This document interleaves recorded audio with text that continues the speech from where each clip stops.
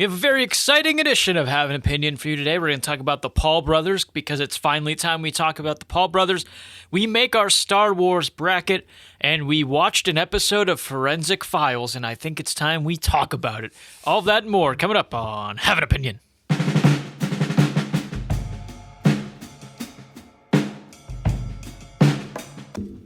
And welcome back to Have an Opinion, Nick and Kyle. As always, that might have been the first time I did the intro of our names, like earlier than 5 minutes into the show. Yeah. I usually wait. We usually talk for like 4 minutes. I'm like, oh, by the way. Yeah, in case you were wondering. I'm really excited about today, though. Yeah, today's a good one. And to think of how late it all came together, I think it should be pretty damn good. Yeah, it was like yesterday, and I was like, hopefully we got a good plan because I got to go to bed at 8. Kyle was like 3 hours away from going to bed, and I was texting him Toby Keith lyrics every time he asked me what the music quote or segment was going to be. And then it turned out there just wasn't going to be a music segment. We completely did a 180. And for that segment, I wrote on note cards because it's all I had near me because my phone was charging behind me. And I was like, I can make do with note cards. But thank you once again for joining us. Always spread the word on your socials. Kyle, if he has any other friends that I don't know, tell him to give it a listen. I bought an Apple Watch. That's our big news. The sponsor money came through. Just kidding. We don't make anywhere near enough money to afford an Apple Watch. But you'll have to check on there. I tell everybody that has an Apple Watch this because Abdallah told me about it. If you friend of the show. Yeah, friend of the show. I just talk like we're just talking. There's a alarm setting. So what you do is, like, say you want to wake up at 11:30. That's really late. I don't know why it would be that time. Anyway, you have to like set from 11 to 11:45, and then it like vibrates on your wrist, and it's supposed to like calmly wake you up because it's just like a pulsing. And he did it, and he said like he didn't wake up angry. Like, I don't know about you. I wake up every morning just like, oh, I hate everybody. I hate everybody. Wow. Yeah. The only thing is, you can't set it for an exact time because it goes with your sleep patterns. So it notices like when you're... Yeah, so like if you're close to being awake, like in the whole like 5 stages of sleep. Oh, so it can like tell based on probably like heart rate and stuff that it measures. Like if you're in a deep sleep or if you're in like a lighter one and it wouldn't be... Yeah, and then I think it chooses based on... That's why you have to give it a window. But you could just set the time you need to wake up as your late end. And then that way you don't oversleep. But apparently he did it a few times and said like...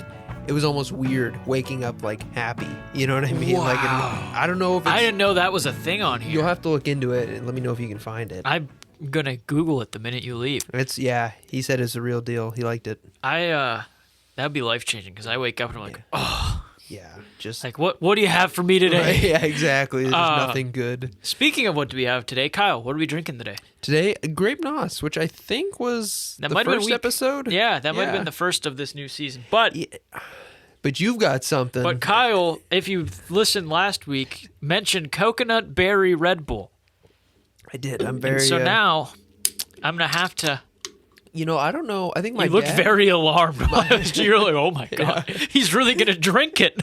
This crazy guy. Got him this time. It's actually awful. No. I think I had my dad try it. I just, like I said, you got to give it. So this first sip, you said, is not going to be good. Well, because the first sip's blast of coconut. Or sunscreen is the way I tell people, which sounds horrible.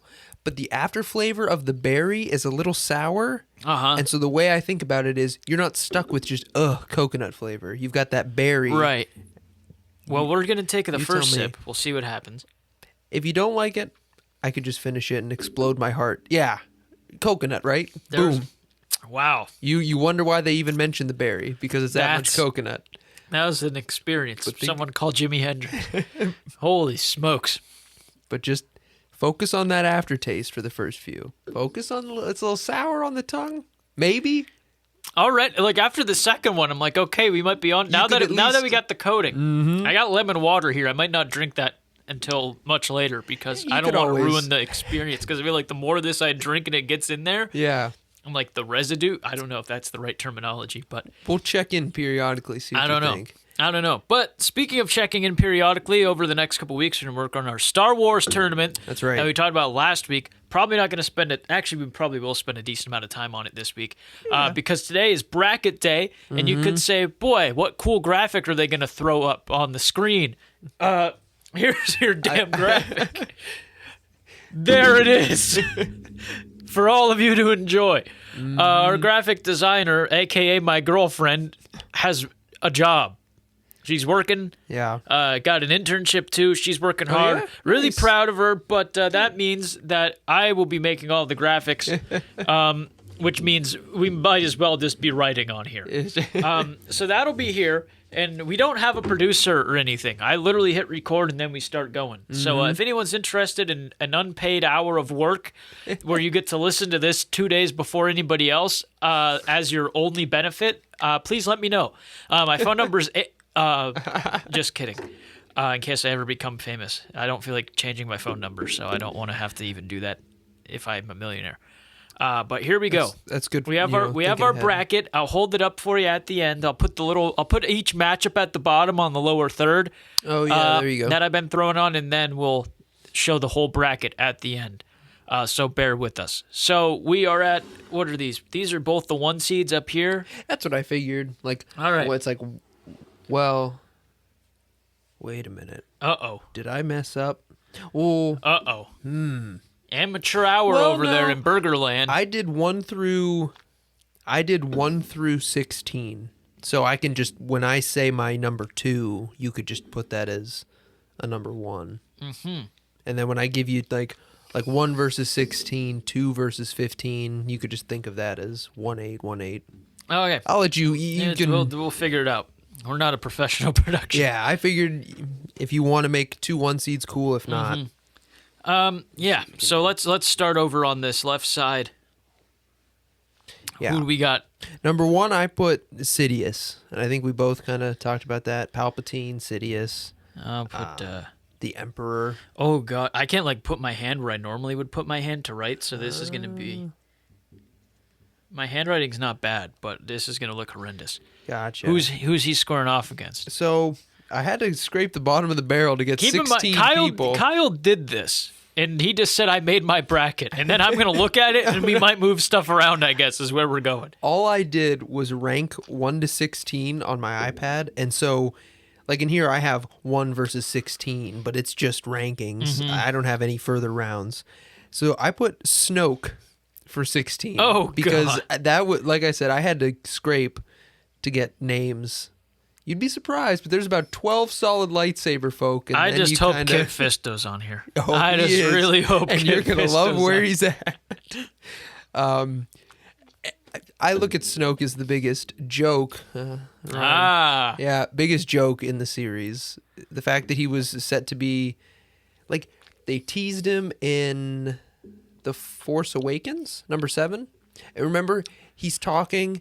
And it's like this shadowy figure, and it's like, okay, this guy could be pretty cool. Like, they're going to need a Sidious villain. Obviously, we didn't realize he was still alive. So we're like, okay, you're going to need that I don't think Disney knew by that point. Right. They didn't know till they wrote episode 9 that they... So it's like, okay, there's going to be some old guy who's controlling Kylo Ren. And then they, like, something happens in 7, and you realize it was a hologram. This massive dude is actually just a hologram. He's somewhere. It's like, oh, okay, that's interesting. You could find out about him. There was theories that Snoke was Mace Windu. That's why he looked so disheveled because of the Force lightning. I was like, oh, this character's gonna be great. And then he dies in the lamest way. Yeah. He's talking about like Rey killing Kylo Ren, and she's actually doing it, but she's doing it to him. I hated that. Oh. The defense I heard was that he was so cocky that he didn't think to notice, but the whole thing was about him being so aware of the Force and strong with the Force, and he didn't notice that he was about to get murked.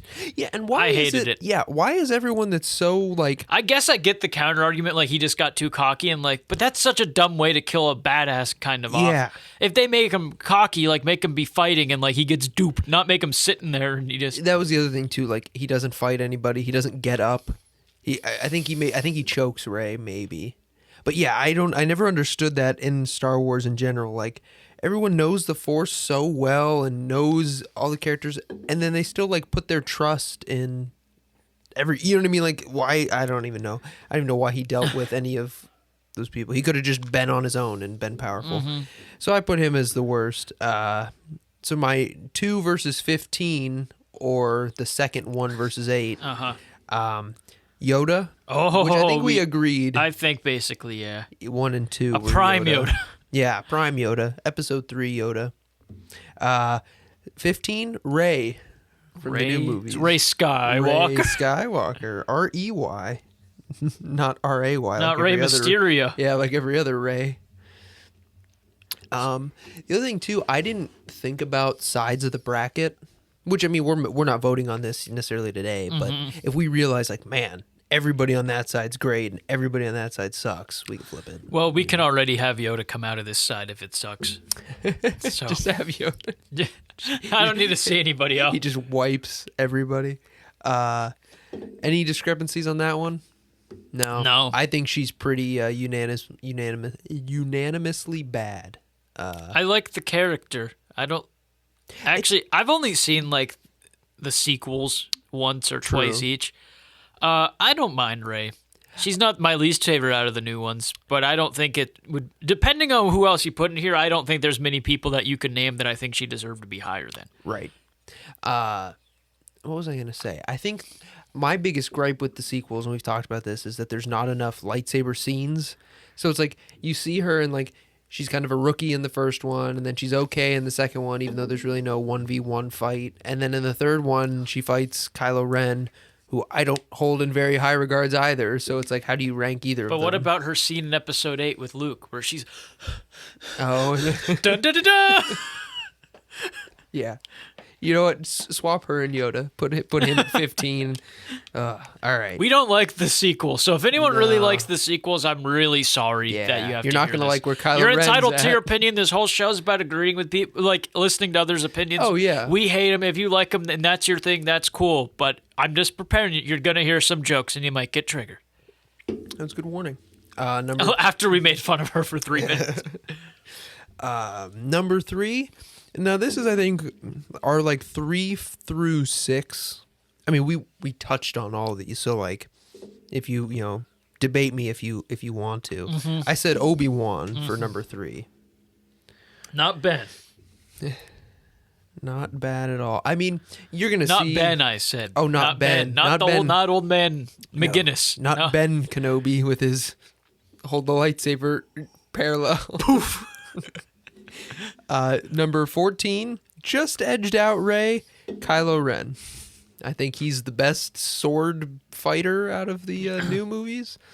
Not saying much. I almost put Finn in here because he has like 20 minutes where he doesn't let go of the lightsaber. And I like Kylo Ren. I think they make him like a really whiny baby. He could have been so like with his like modern Darth Vader look and younger appeal. He could have been so cool. And I think you could make it like Anakin was a whiny baby too, but I mean, wasn't that the way bad. and like Adam Driver, I like Adam Driver. Like I think he did too. well, but the way they wrote Kylo Ren, I was just like, this guy's just such like he's such a sissy. Yeah. Not like I'm like, oh, you have to be a macho man to be like, but like he's like, and again, I'm not like trying to make fun of anyone for being. I'm very in touch with my like emotions before we get to those accusations. But like he's crying over like everything, and he's like, and he's just like, and they're trying to make it like a bridge of him being insane, but like it just comes off as like this guy's just a wuss. Yeah, and like he kills.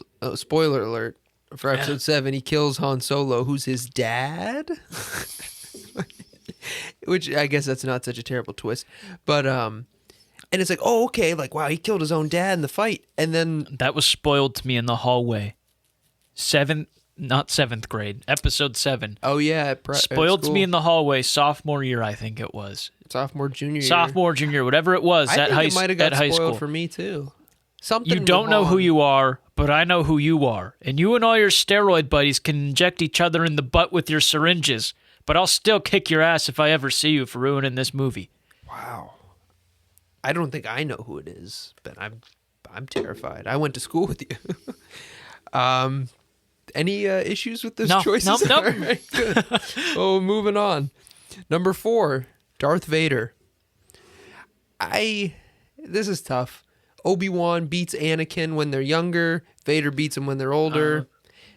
I know there's a lot of canon where Vader's like the guy. You know what I mean? if somebody has some light to shed on that, we could always talk to John. I know we always say, well, we'll just talk to John. Yeah, we never talk to John. No, we have never brought it up to him. Each week we come to the next one and go, well, we should talk to John. We're going to send him the finished product, and he's just going to laugh at us.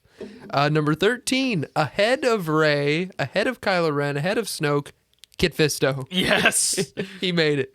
Like I said, he's actually like not as terrible as it seems. Do I think he's getting out of the first round? No. But he's better. He's better than those youngsters in 13 through 15. You should have made him go up against Sidious. 1-on-1. He couldn't beat him 6-on-1, but could he beat him 1-on-1? Could he? Like I said, they make him look so cool in the Clone Wars, and there's like this other Clone Wars like 2-season thing. Either way, any issues on that one? No. Gotcha. I didn't think. I'll let you know if I have an issue with it. You won't need to ask. Gotcha. I think putting Kylo Ren technically ahead, or Kit Fisto ahead of Kylo Ren is just so insulting, but it's also kind of funny. I think you'd win if you go off of the lore, maybe not off of the movie appearance where he lasts. We're gonna have to like find the like GIF of that and put it on, edit it in. Kyle, who can't open a PDF, making suggestions for me. Google images. Number 5, Luke Skywalker. As I say, Luke who? Yeah. Which one? There's so many of them. I think he's deserving of it. I'm not a huge fan of Luke. I'll admit to you. I'd love for this to be an upset. I don't know if we could show our faces with an upset here, because number 12, we still don't know how we're going to do this other than maybe me and Kyle go, well, this person would definitely win. It's just going to be Sidious versus Yoda, because we're him. Number 12, the only person on the list who does not use the Force, General Grievous. A favorite of mine. I wanted him to be ranked higher, but when you start looking into all the people who use lightsabers, you realize he's pretty far down, being that he doesn't have the Force. We could always do that. No Force. What? Hello there. No. Nice green. It's another one you could add in, another GIF. I'd love for him to win. I don't even see him beating really anybody on the list, unless we take Force out of the question. Yeah, which we could do. I think that's going to get too technical. But then does it just turn into him versus Darth Maul because they're the only people with cool lightsaber? You know what I mean? Like if there's no Force, obviously those two, they have an advantage. Number 6. Speaking of Darth Maul, number 6, baby. I got him up there. That's as high as I could justify. You were like, speaking of Darth Maul, number 6, Qui-Gon. That one I might get some flack for. I didn't really know how to judge Qui-Gon. His movie, he does all right in the movies. I think he was a big thing before Sliced Bread, but I don't know. I don't know what he's like I've never met the guy. Yeah. I've never met the guy. What do you want me to say about him? He dies right away. Number 11, I put Ventress, who's like that girl with no hair and the white face from the Clone Wars. That's also what I meant when I said scraping the bottom of the barrel. Not that she's horrible. Who's the blue one? Ahsoka? Is that her? Yeah, and she's I do in have episode her. 3 briefly, gets walloped. I think. No, that's She's got like the two she almost looks like a female Kit Fisto who's like blue. She's got like the skirt and the like battle bra on, basically. I know exactly who you're talking about. There's 2 of them actually that look like there's 2 girl characters. One of them's got the 2 blue things, and one of them's got like red and blue with like multiple. Ki-Adi-Mundi.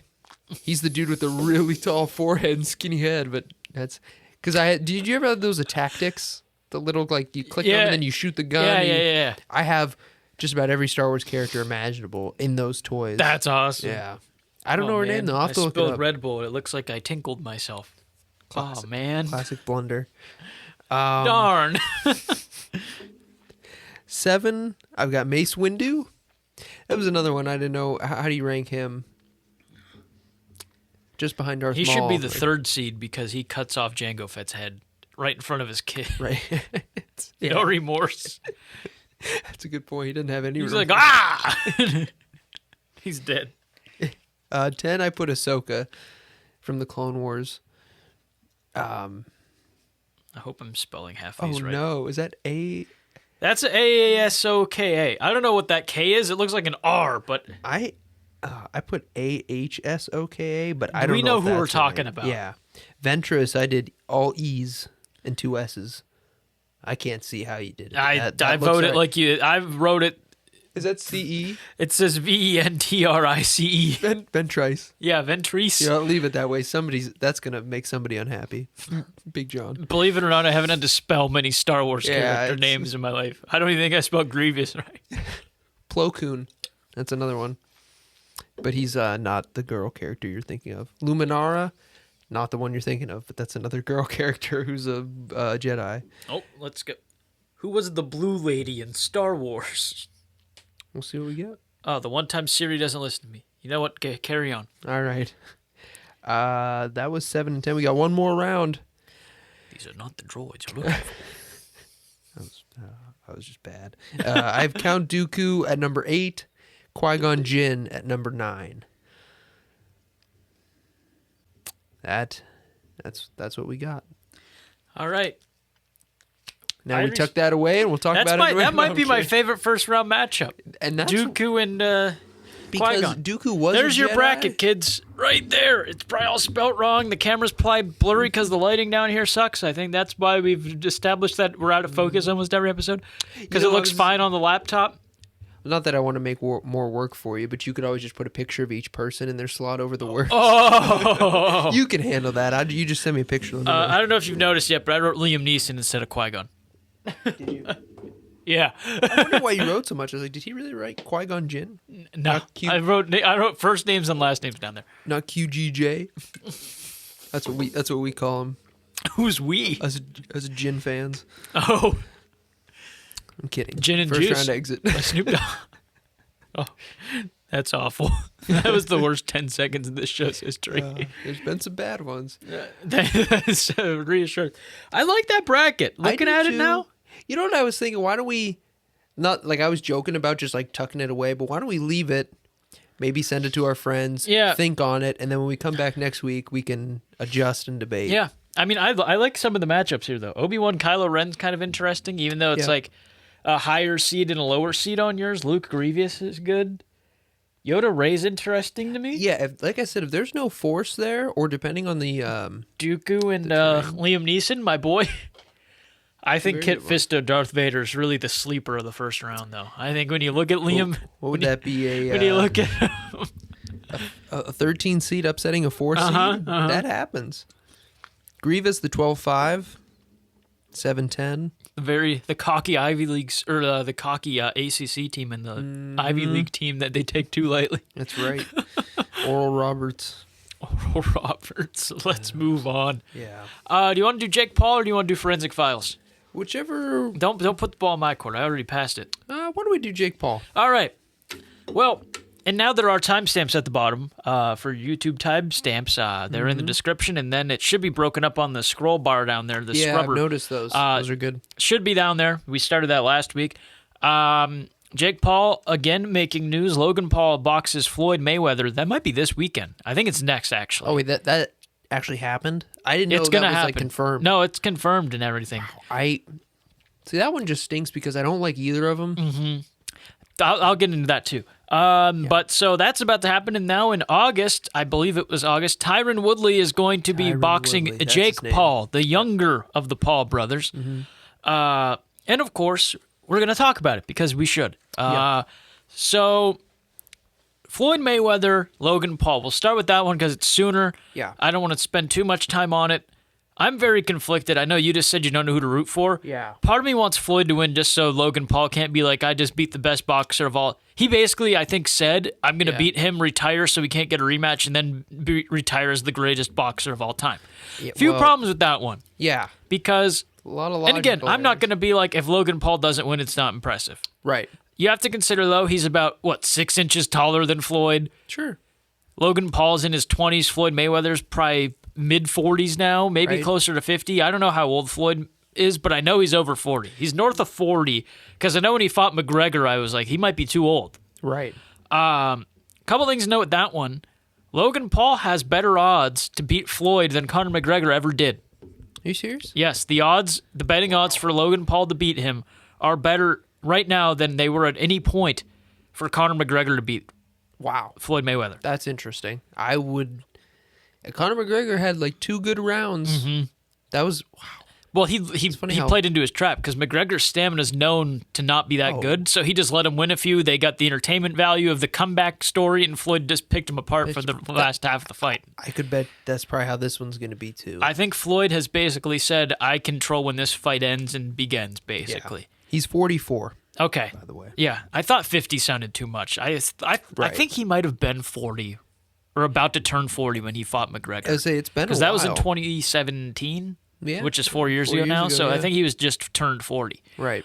But I know you're more of the like hardcore boxing fan. I appreciate all the publicity it brings to the sport, but at the same time, like these two acting like they're the best thing since sliced bread, which I think we've already made a comment about something being like sliced bread. Qui-Gon. I'm just like, they can't possibly think they're like this good. No, it'll be fun to watch. I'll watch it. I've lost a lot of respect for Mayweather. When you're somebody that talented, it's tough because like I'm big into Michael Jordan, huge fan, and especially when we watch that documentary, it's like, wow, this guy was the best at the time, and all he wanted to do was win and be the best and stay the best. Mm-hmm. Didn't care about money, didn't care about endorsements. You know what I mean? He just wanted to win. And you see somebody with that same talent like Mayweather, and he's the opposite. It's all about money. He 50-0, 51-0. You know, he could have retired at 40-0, made enough money. It just he keeps going back for money. It's like these, I don't even know what you call them. Not grudge matches, but like they're like show fights. He fought that kickboxer in Japan on New Year's. Yeah, he did that. The kickboxer wasn't allowed to kick. He had to punch, and Mayweather like schooled him. Yeah, and same with McGregor. I think the one against Pacquiao was legit. Yeah, and Pacquiao had that broken cool. hand. Well, that's a problem people had because Canelo's still on a roll, and people want to give him another chance to beat Canelo, or Canelo to beat Mayweather, excuse me. Yeah, that's just it. It's like if you're really serious about being the best, about continuing to fight, give those guys a rematch. Don't go fight. Logan Paul looked terrible against KSI, and neither of them are boxers. And he was training hard for that fight. And that's the other thing I hate too. And I've seen Jake Paul has it like on Snapchat. You see it, and it's like they're grinding, you're putting in the work, all this, and I fall for it every time. Like, wow, that training regimen looks good. And then it's like they must film that and then just go do nothing all day. I think Jake Paul would smoke Logan Paul though. Yeah, I think Jake Paul has talent. To Jake Paul's credit, he really seems to be like taking it seriously, and that's not to say Logan's not. But, like, you can just tell by their stance. Not like I'm a boxing expert, but I've watched enough, like, to know the stance and, like, posture. Like, his stance looks good. He's on his feet. Like, he's moving. Like, I take him more seriously. Logan Paul and KSI boxed, 2 years ago? And they were, like, falling over. They were gassed by They were gassed. I was like, what is this? Like, it was just a bad look for everybody. But apparently Logan Paul's training in, like, Puerto Rico right now. Some people are, like, saying it's for, like, tax purposes and stuff. He doesn't want to have, like, him and Mayweather both don't want to deal with any, like, tax stuff in America. So they're, like, doing a bunch of the stuff through Puerto Rico, I guess.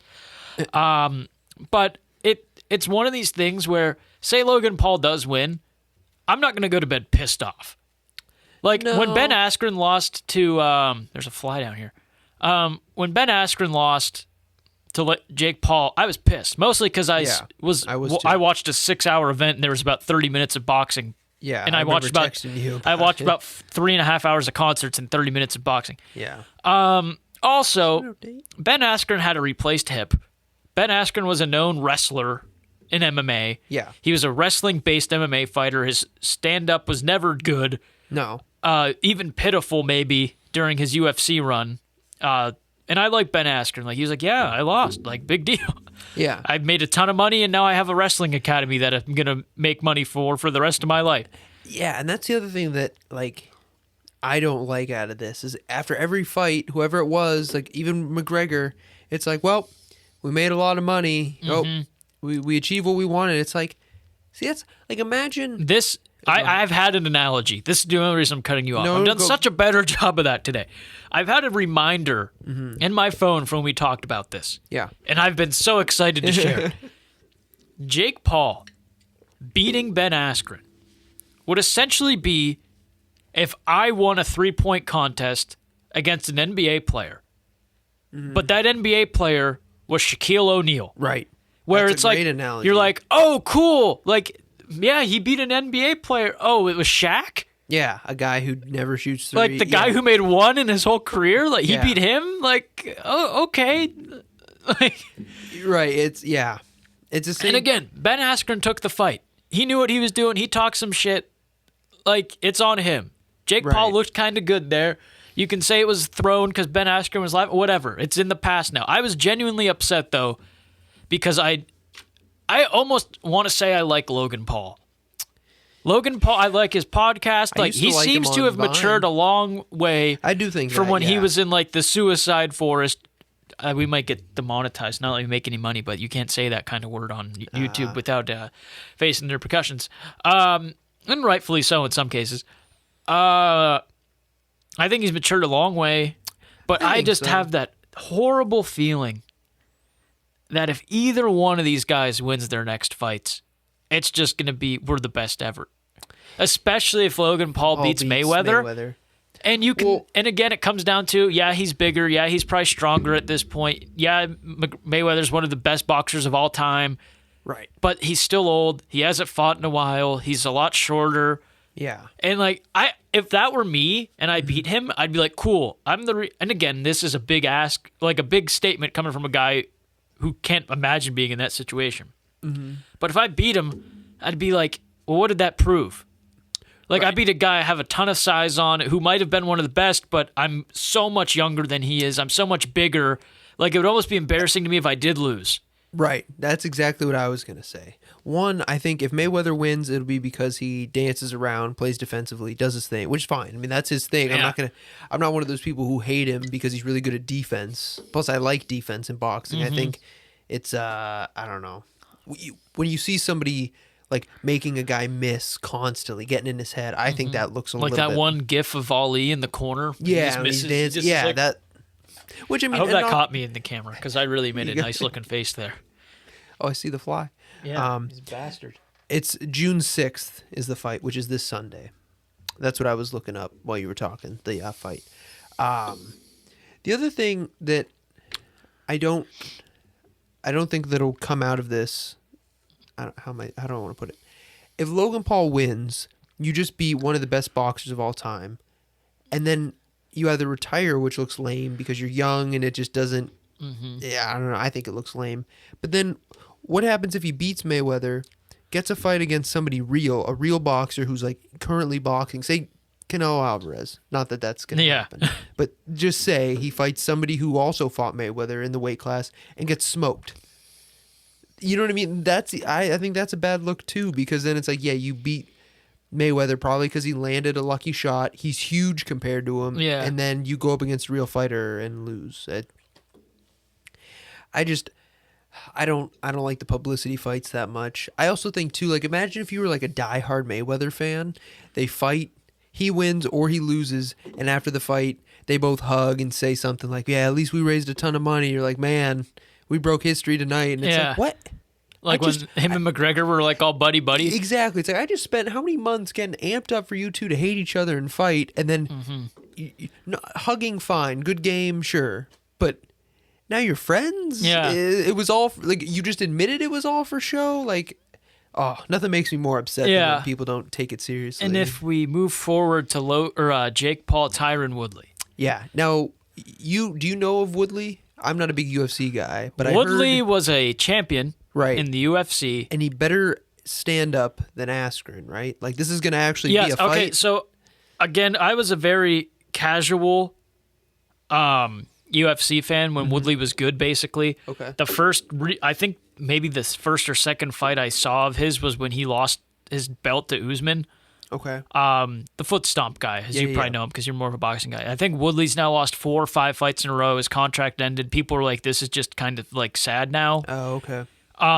His stand-up's better than Askren's. Okay. I'm pretty sure he was like wrestling dominant, though. Don't quote me on that. I don't want to be wrong. Okay. But the thing right now is you got a UFC guy who just lost 5 fights in a row, Right. but we're all going to focus on that he was a champion at one point, Yeah. facing Jake Paul. Right. So that's the setup. It's still not a boxer, and a UFC guy should be able to beat, like a current like active UFC fighter should be able to beat Jake Paul regardless, Right. because he's Jake Paul. I'd still like to see Jake Paul fight a boxer. That's just my opinion, and I think that he needs to stop being such an arrogant prick until he actually beats like another up-and-coming boxer or someone who's been training specifically for boxing. Yeah, I don't, and that's the sad part of it. I don't think we're going to see him fight a prime boxer, maybe even for a belt, until a couple fights down the road. He fought an amateur, and then I forget who his second, because this is only his fourth fight. He's 3-0. He's 3-0. So He beat KSI's brother. Yep. He beat Ben Askren. He beat Nate Robinson. And I think he beat another YouTuber, but that was when they used like headgear and stuff. That's and right. It was an I remember exhibition, that. I think. Yeah, because that dude was like, "It's my time," and then like 3 seconds in, he got knocked out, and it was just laughable. So, and he's worked his way up from. It was like, okay, 2 YouTubers, and then Nate Robinson, another amateur. Now an old UFC guy. Okay, now a current UFC guy who's better than Askren was. I feel like next fight's gonna either be a UFC guy who's really good at stand up, or an amateur boxer. And he'll, you know, which that's fine. You don't need to jump into, you know, a heavyweight or not heavyweight, a title fight. Yeah. Your 5th fight in, but at least fight a boxer. At least fight somebody who's got stamina. Do you think if he loses, it's just done? I think so. Until you fight a boxer, if you lose to anybody else, it's over. Granted, we've never seen this before where UFC guys and boxers are jumping back and forth mid-career or ends of their career. You know what I mean? So it's a new time in boxing. But I think if you lose to someone who's not even a lifelong boxer, I think the hype's hard to come back from. Like, I think people might be interested still, but now it's like people want to see him get knocked out. Right. They want to see him lose. If that happens once, like, that's it. Like, right. he's memed forever at that point, regardless of what he does. Yeah. Like, they'll always have that screen grab of him getting dropped. Yeah. To then reply on Twitter with or whatever. Right. And then maybe he pays to fight someone who's in the boxing scene. You know what I mean? Like, well, he has a deal with Showtime now. That Triller stuff's done. Thank God. So I think he's with Showtime now. Yeah, I did. So I hope the showy showmanship concert with 10 minutes of boxing's over. Oh my gosh, that's the other thing too. Is like you can't blame the fighters for a first round knockout, but like, I mean, Askren wasn't even defending himself, and he just gets clobbered. And it's like, I just watched, like you said, hours of rap and music and concerts. They have good bands. I'm not saying it's bad. It's just that's not what I'm here for. I'm here to watch boxing. No, like if they did like a song, it'd be cool. Like I'd love to see Snoop Dogg doing like a throwback song or two. Came back, yeah, Ice Cube was cool. That was great. I loved it. It's just after like 5 songs in, it's like, all right. Yeah, they did. And then they did like they went from a 3rd song to a 4th song and a 4th song to a 5th, and I was like, all right, we get it. What are we doing here? But yeah, so I'm excited to see where this goes. I'm gonna watch, which is all they can hope for. Yeah. So, oh well, I guess I'm part of the problem. Yeah. I don't even know. Like I said, I don't know who to root for. I guess I gotta keep rooting for Jake Paul so that he wins, so that I can see him fight a boxer. I just want to see it go 12 rounds. Somebody with stamina. You know what I mean? Yeah. Like, even if Ben Askren doesn't get clobbered, do you think he's making it past round 3? After what we saw in his first round? You know Maybe. what I mean? He was tired, man. And that's the other thing. With his Jake bad Paul, hip. That's how he walks. He just really? walks hunched over, basically. Yeah. Gosh. Apparently, that's what he was saying. I don't think Jake Paul's lasted past. I mean, he knocked out Nate Robinson 6th round? I think it was like 2nd or 3rd. Oh, really? It was quick. He beat the shit out of him. Well, there you go. So then we don't know his stamina either. I just want to see it go a few rounds, see if he can win a fight. Good. You like it? Yeah. Oh, it's pretty good. I'm so excited you like it. It went from, that's probably top 5. Cherry Nos is still number 1, even though I'll never taste it again. Bring it back. Go ahead. Man. So with that in mind, I guess it's time to move on. Forensic Files, yeah. Forensic Files. If you're looking to watch on Netflix, this is Collection 6. Yep. It's called Hunter or Hunted. And with that name, I said, Kyle, I think we got our guy. Yeah. Got our episode. So the episode starts, guy does his narration. You could also watch this and then come back and laugh along with us. I highly encourage that at this point. Yeah, I would say anybody who hasn't seen Forensic Files, That might be a top 10 show. Very 90s-esque, but very good. It's so interesting, too. The ones like this one where someone tries to get away with murder, I think are the most interesting. Yeah. Because everybody makes some crucial mistake, and it's like, they were this close, except, you forgot about luminol. Well, this guy was just dumb. Yeah, this guy was just an idiot. This couldn't have been a better episode to start this series off with. Let's get into it. Man with slingshot in the opening narration. I said, oh boy, this is going to be something. Mm-hmm. So we go to Michigan. They never really say the city. They say on like a Michigan peninsula a couple times, North I think. Michigan, yeah. Like North Michigan, it snows a lot. It's a quiet town. Some guy in the beginning says, a bike being stolen would make news. That's right. And I say, oh, one of those towns. So we already have the stereotypical no one locked their doors in the neighborhood kind of thing. Who doesn't want to live there? This is literally the most stereotypical like murderer got caught story, and I think that's beautiful given what this show is. Yeah. We're not going to run through it all and go back. We're just going to comment as we go. I figured that was cool with you. If I jump over something, feel free to interject. I'm good so far. It was 92. Hunting season 92. Yes, last day of hunting season 1992. Judy Blake Moylan. I knew I would forget when it came push to shove.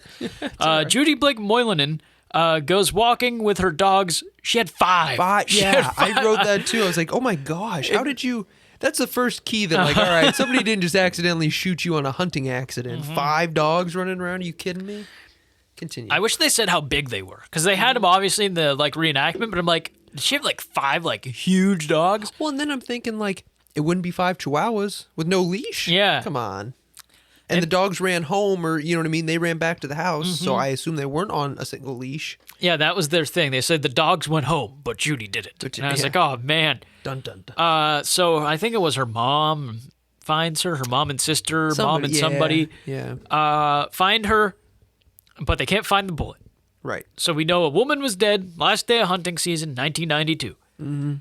Her husband, Bruce, who they call like a couple weird nicknames during, like they call him B or Brew or something. I'm pretty sure. I don't know if it was either one of those. But someone calls him like a nickname that they must have had for him. And I was like, what the? Who? He offers that 28 people can back up his alibi. And then, before I even get to the slash, 28 people? I don't know 28 people that I... What? And I don't even have words. Where is it? Because you figure like, okay, 28 people, he must work in an office, right? And that's all the people on his floor. I don't know. They never said that. Yeah.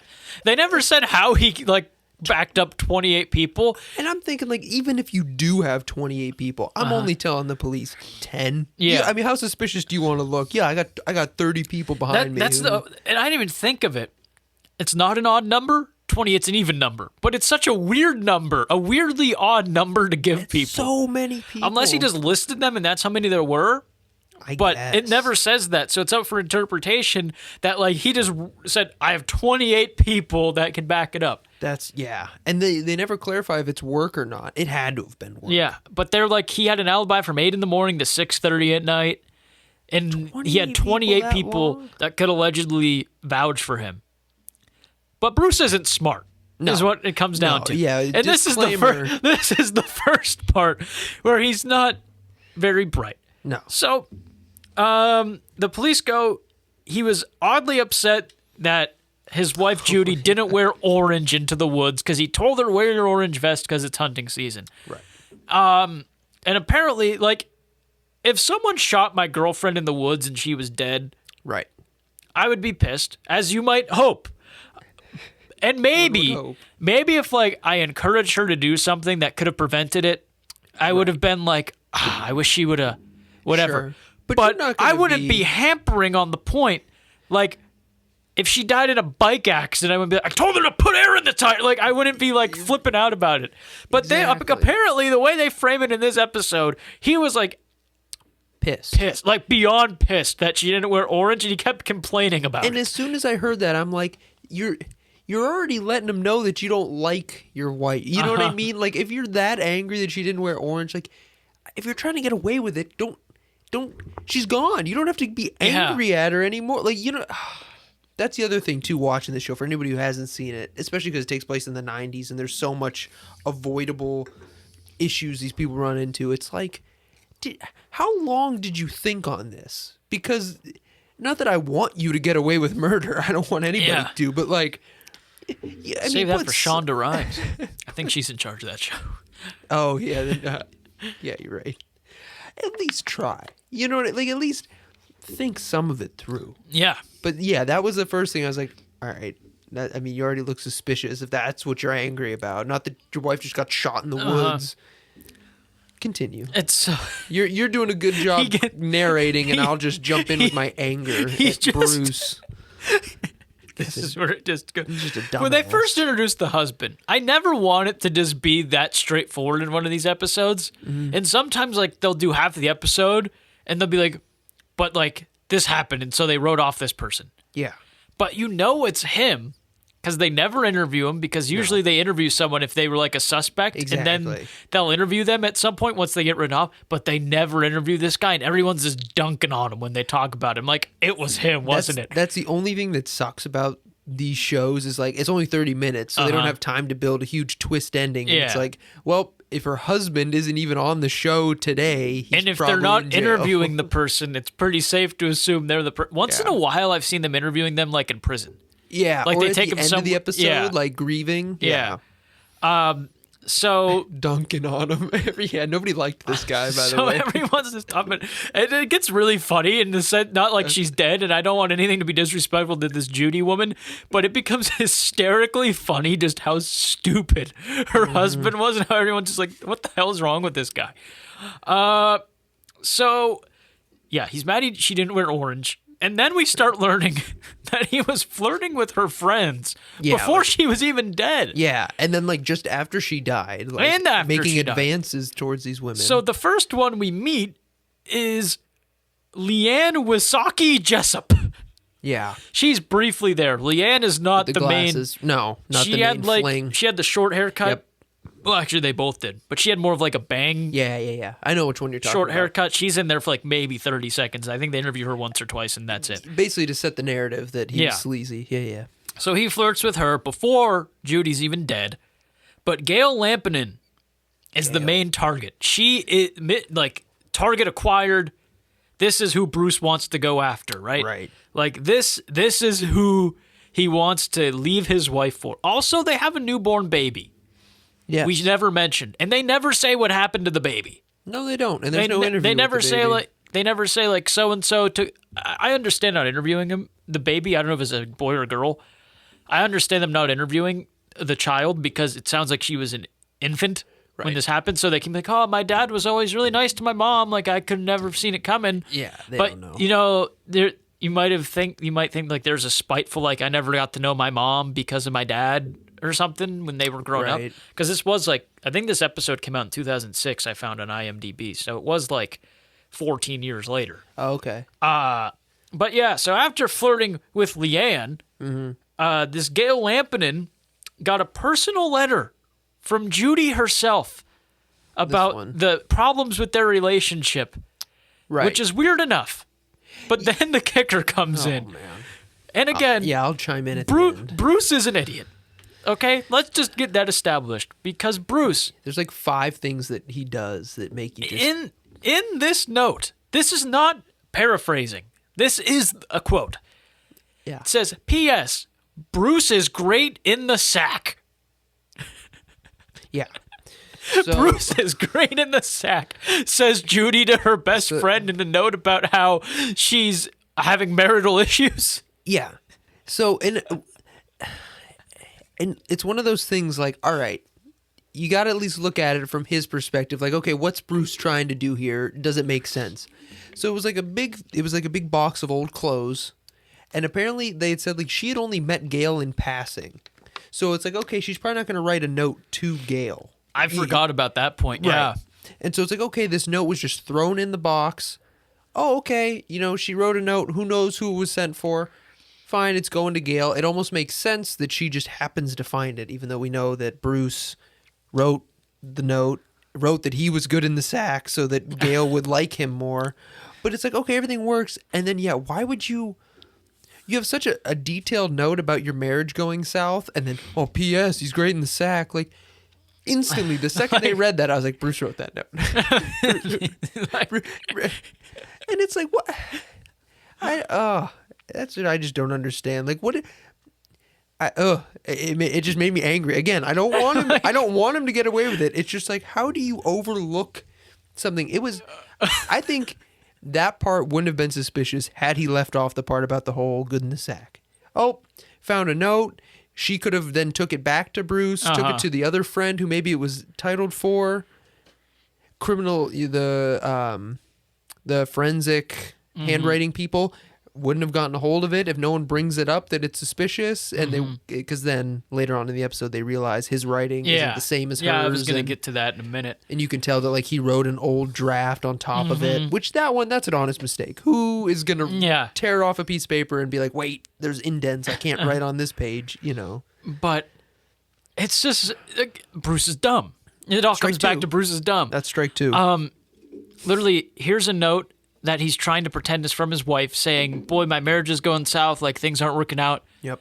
He is so well equipped, though. Like, why would there's no place for that there. No. Also, do you think that was going to change anything? No. Because apparently, like, Gale had been denying, like, his advances already. Because he was, like, stalking her while Judy was still alive. And she talks about, like, he would say, you know, she kept saying, like, he would see if we wanted to go skiing and I'm like, is Gale married? Like, is he just, what? Did you think your note? Yeah, at the end, they tell us Gale, like, had a family already. Like, in one of her last interview snippets, right. she's like, I already had a husband. Like, I wasn't going to leave him for this guy. And he comments that he's going to be, you know, coming into a lot of money, enough to retire. And it's like, and then we find out that she had a ton of life insurance, $300,000. Yeah. And it is funny because the one guy, I don't know how often he talks in the show, but he goes, in 1992, $300,000 would be a lot of money. And I'm like, that's still a lot of money. Thank you for the update on 1992, but I'd be happy to take $300,000 As if $300,000 right was like you make it in a week now. Yeah, I was like, still can retire in upstate Michigan. So as you said, they bring the handwriting guy in with this cool magnifying glass thingy, and he's like focused on the letter T because she makes a bowl shape with her letter T's. Loop. And Bruce didn't do that. So they'd write it off as fake pretty quick. Then they dump magic sand on some indentation and find out that he wrote a practice note on the page over, as Kyle said. So now he's got his second big screw up. Maybe third. I can't even keep track already. He's great in the sack. The note was fake. And what was the other one? What was the other thing? The orange. The orange, 28 alibi. The orange, 28 alibi. We might have more than 5 strikes. Oh. When they talk about him being really deliberate, like you could tell the writing was slow or very methodical. And it's like, the speed was slow of the writing, too. There was no, like, confidence in it, basically. And that was his second draft. How do you miss the loop-de-loop T? That is a giveaway. Like, wow. No one draws their T's like that except for this lady. They found like her writing to compare it to. So how he didn't find it anywhere around the house? Saying. And if it was that methodical, you're telling me he didn't have a note side by side draw, you know what I mean? Yeah. Strike 4. Strike 4. Then we learn a little bit more about the year leading up to this, in which this might be strike 5. In which Judy got drilled in the head with a brick and nearly died in a fire also. Now they say a brick, but in the reenactment, you might have seen it differently. It looks like a whole-ass cinder block. Yeah, I'm sorry. You said drilled in the head. It's not funny. They show the reenactment like 4 times, and I'm pretty sure I appreciate that. It looks like a cinder block. He says like she was down on the ground, like it was a cinder block. She was gardening or doing something in the yard, and he was doing something on the roof, and he accidentally knocks a cinder block off the roof and hits her in the head. Yeah. She almost dies. Yeah. There's also a fire that he started, they think, but they never really talk about the fire because I guess she didn't almost die. She woke up in time and got hurt. Yeah. But the interesting part about the fire is the baby was in it too. Uh-huh. And apparently he just didn't care. I don't think they proved that he started the fire. I know in court they proved that... They proved the cinder block couldn't be an accident because he said he accidentally kicked it off. And they said, you literally need to push this thing off. You can't... accidentally kick it off basically the to build the point for the jury that we have good reason to believe he's made 2 attempts on his wife's life. The cinder block, how she didn't die from that and was also functioning is beyond me. Could you imagine a cinder, even from right here, from right there, a cinder block on your head? And it's got momentum if he threw it at her. And if you're bent over gardening. Yeah. That's insane. It's got added momentum because he's shoving it off. That's just crazy. Could you imagine what he was thinking when that happened? Again, not that we should be defending this man, but could you imagine going through the trouble of finally, I'm going to do it, and then she lives? That's oh my gosh. She's lucky. Well, she was lucky, I should say. I would love, like, for that to, not like anything, and there's never, like, a good murder, really, unless you're, like, killing Hitler. Right. But can you imagine, like, how many people have home security cameras now? If you're like, oh, look, the Johnson's across the street. He dropped a cinder block on her head on accident. That was probably pretty funny. And you just, like, see him go. Yeah, right. You see him shove it off and dink her in the head with it. The doorbell camera, and you're like, let's go back and see how it fell. And then you just see him. You end a marriage and get a guy arrested. And so then, after neither of these attempts work, we get back to present time. I guess present time. Detective Bob Ball, who is one of my favorite interviews of this whole thing. I didn't look at his name. He's got a really cool stash. He learns that someone saw Bruce hunting, and he pursued his 28 alibis, and most of the people are like, I didn't see him that day. Like, what are you talking about? And so Bruce just didn't think this through at all. I thought the same thing. I've always thought about that because one of my fears, and because you hear about stories like this, is like getting questioned by the police and being like, where were you? And it's like, I was driving home from work. And they'd be like, okay, who can confirm that? Be like, I was driving by myself for upwards of a half hour. Like, you know what I mean? Yeah. Like, having no way to prove. This guy had 28 people vouch for him. Apparently they didn't ask too much. And then later in the episode, they're like, and when, push came to shove, nobody really was too sure that they saw him. I was like, what do you mean they were too sure? 28 alibis. You mean to tell me you went back and asked and they go, well, yeah, actually, now that I think of it. I'm like, what? It's just so funny how, like, poorly this unravels for this Bruce guy. And like you say, like, I don't want him to get away with it. I just want him to not be a total idiot in any sense and, like, give the police a hard time. Yeah, what we should do, because there's one I've seen where, like, a mom tries to commit the perfect murder with her family, and it's like, she makes key errors that are like, wow, you would never think of that until you watch that episode. We should do that and compare it to this, because this guy just... Yeah, we should watch a good murderer that gave him some trouble. He was hunting. Because there's a bunch of them that are like, the case went cold for 10 years. And I'm like, Bruce. Yeah, Bruce, the case went cold for Bruce, what are we doing? 20 minutes. Well, we almost had a perfect episode, folks, but the camera battery died because I went out for lunch and couldn't get it to full battery. So literally with 5 minutes left probably in the show, it went kaput. Figures. It's our luck. Tough break for the HAO gang. Speaking of tough breaks, back to Bruce. So Detective Bob Ball, as I mentioned. Ball, yes. Ball. So someone saw Bruce hunting. All the alibis are BS. Yeah. And then we meet the hero of the whole entire operation, who I'm pretty sure had no affiliation with the police. He was just a random citizen, which makes Don Samaritan. Castle that much better. DC. Oh, DC. Better than Marvel. I go, he looked for weeks with a metal detector, and they show him going like this all around in the middle of the snow with his 1992 metal detector. It's like this big. Flying saucer on the end of a metal pole. Yeah, it's bad. And then, in the greatest B-roll shot ever, they show him with this menacing face pulling back a slingshot super aggressively. He's like, I had the idea to use a slingshot to get with a marble and see how far it ricocheted and then look around that area. And the police are like, this was the greatest idea I've ever heard. And I'm like, I keep thinking I'm like making statements that are like, in hindsight, like genius. But I like to think that if I was having no luck, I'd be like, well, what if we like threw something off of it and just saw where that ended up?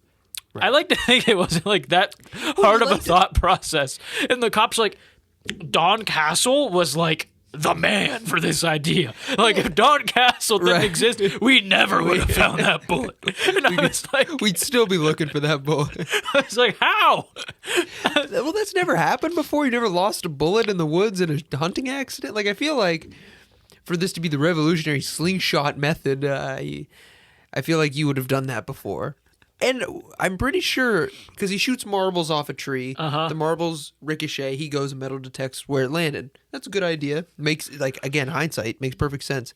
They said it landed like 82 feet away. How did he even spot that marble in snow? If I shot something and it bounced 82 feet away He had to, like, from shot me, it and immediately just be like, and, like, looked. Just a hawk? Yeah. He ran over there and just detected it. The exact words the police used were remarkable. It was a remarkable like breakthrough. And to be fair, it was. It was but remarkable. I was like, I don't think. And then after old Donnie Boy finds the bullet, they bring back one of the police guys who offers the quote of the show when he says, Bruce was hunting, but he wasn't hunting deer. He was hunting his wife. I do remember hearing that. And after they find the bullet, that basically spells the end. Yeah, for Bruce, like, because then it's just a running thing. They find a list of weapons he owned. They find out he owned a 30-06, which has that kind of bullet caliber that they found. And he was like, I don't have a gun that could shoot that. And then they look, and he used his gun collection as collateral for a loan. There's no way you can still do that. My gun collection is my collateral. No chance that still holds up today. Maybe in the Michigan Peninsula, but not anywhere else. And then, right on the list, 30-06. And he, like, threw it in a river. Like, come on, Bruce, what are you doing? So once they find out he owned the 30-06, they're like, all right, we can arrest this guy. Yeah. Take him in for question, and he apparently just like, yep, it was me. Bruce folds like a cheap tent is what Bruce does. Bruce is flimsier than a wet paper bag. And they're like, he actually cleared up. We thought the exit wound was the entry wound. And I'm like, wait a minute, wait. Exit wounds, like if this is an entry wound, the exit wound's always huge. How did you mix up where the bullet entered? Then we learned that the coroner might not have been that equipped for a job, as Kyle said. But they bring him in. He immediately cracks after making 400 mistakes. He doesn't even try to keep it going. He's like, you got me. You know what?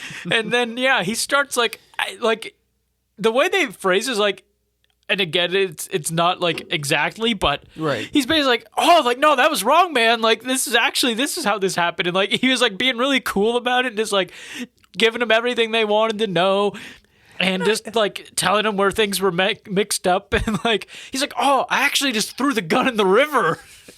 And I was like, and I don't like serial killers when they're finally caught. They clear up some stuff. They play games about where they've hid bodies and stuff because they're proud of it or whatever. But like, all you did was, that was actually the entry wound. She was actually facing me when I shot her. Like that's all you did, Bruce. Yeah. You didn't change anything in the case. So Bruce clears up some really minute details. That's a good way to put it. He goes to court. And then this Here's is on mistake number 7. Then he goes, well, hang on a minute. I was being pressured into doing all of that. Yeah, I was coerced. And everyone's like, bull crap, Bruce. So they start learning more about Bruce, too. This is on like the last 3 minutes. We just learned that this man is just a total, more of a coward than we probably assumed already. Yeah. Because they talk about why Bruce did it. And apparently he's like, she was a tyrant at work and a tyrant at home. And then reason number 2, well, Bruce didn't think she was a very good cook. That's literally the only reason they give. I remember that now. I forgot about that part. They're like, Bruce thought she was a tyrant at work and at home and that she wasn't a good cook. Yeah, he'd have to cook for himself most nights. I was like, oh no, Bruce. You had to cook for yourself. Jesus Christ. So Bruce just capped her. And then apparently he didn't feel like dealing with the divorce. He just didn't feel like going through with it because she was going to get half his stuff is what they said. And then Bruce went to jail for life. Yeah, Bruce, he got a life sentence. Bruce pleads innocent after confessing to a murder and then gets exactly what you'd expect him to get. Life in prison. Wow. Yeah. I genuinely doubt we can top that. No. I Unless do like... there's a really crappy murderer, I don't think we can find a funnier one. Because when I did this, I was like, I think like maybe like we get a really good one. We can and analyze we can it. analyze like how good of like a cover up it was, and like because sometimes like there's a lucky break by chance, and that's how they get him. And if that never would have explore those options, sure, they never would have got him. But this guy's just and I thought like we'd make a joke here or there about like someone's name or like how 90s looking something was, but no, this guy's just a grade A idiot, and he just made this an episode like. It was almost enjoyable to watch. Normally, when I watch him, like, ooh, there's people that nasty out here. Yeah, but this guy was just like, this guy's an idiot. I want to know what was going through his mind after 2 failed murder attempts, and he's like, you know what? I'm gonna run it back come deer season. Like, what? To his credit, though, he was patient enough to wait till there was snow to try and shoot her, so the bullet would get lost. Sure. To his credit, that's about the only thing he does that's even remotely impressive. Is at least have the foresight not to instantly go for another murder attempt, I guess. And like hindsight's 20/20, sure. But for the cinder block thing, don't you think you would see if you could accidentally knock it off? Like if I was gonna murder someone, not like I'd ever do that, and I was gonna say, oh, it's an accident, like I accidentally kicked it. Like wouldn't you like maybe if she's off at work or something, like running an errand, you hoist up a cinder block to your roof and like just knock it in passing, see maybe, hey. Yeah, And I wonder, too, it must have been different back in 92 in upstate Michigan, but, like, could you imagine in today's society, like you said, everybody has a camera somewhere, but even still, that happens, you go to the hospital, oh, what happened? Oh, the cinder block fell off the roof, hit my wife in the head, I was on the roof clean. Like, somebody's going to look at you funny. Maybe they won't say it, but somebody's going to sit there and go, yeah, it fell off the roof, didn't it? It fell off the roof, Bruce. Yeah. No way that flies today, but...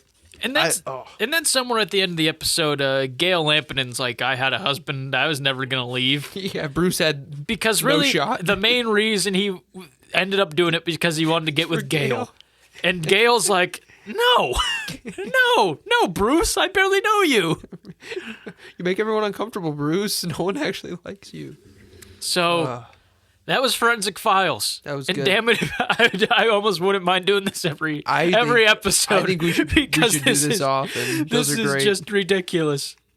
Oh, man. That was a good episode. It was a good one. Any final departing words for the folks at home? No. If you're active on Twitter or the YouTube comment section, let us know about the Star Wars. Yeah, we'll absolutely. Be revisiting. Always appreciate your thoughts in group chats online, anything like that. This has been a good one. This was a lot of fun. I think this is the most fun one we've done in a while. We hope you enjoyed.